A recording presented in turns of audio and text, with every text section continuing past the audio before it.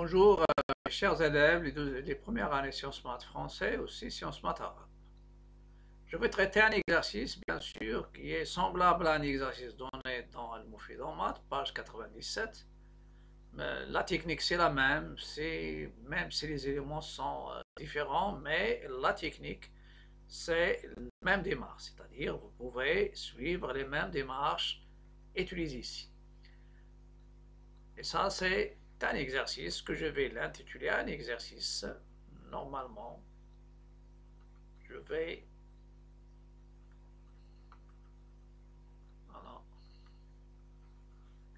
C'est un exercice. Je le considère un exercice. C'est pas l'exercice, c'est l'exercice d'une série. Mais pour moi, je vais le considérer un exercice. Soit les ensembles A, c'est l'ensemble de P sur 4 plus 2K P sur 5, tel que K appartenant à Z. Et pour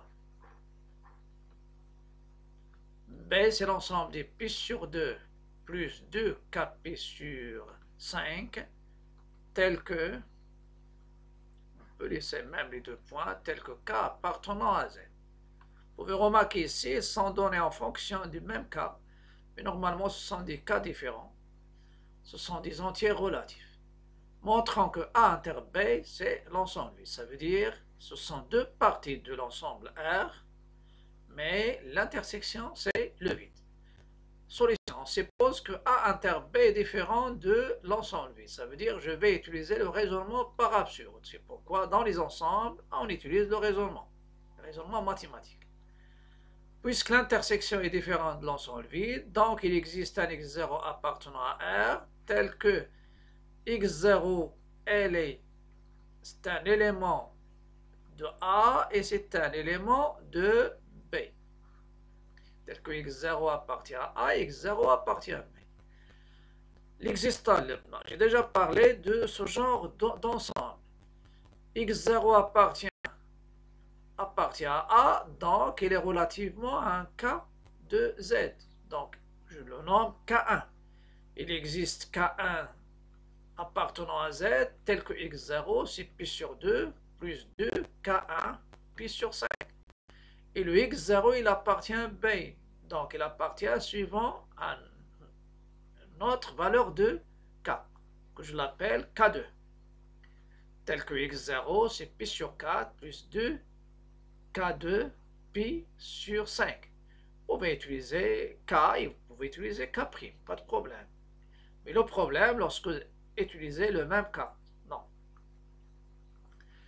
Donc, il existe K1, K2 de Z au carré, tel que pi sur 2 plus 2, K1 pi sur 5 égale pi sur 4 plus 2, K2 pi sur 5.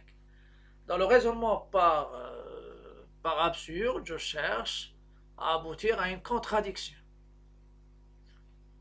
Vous pouvez remarquer ici que je peux simplifier par les pi. Ça veut dire multiplier les deux membres par 1 sur pi.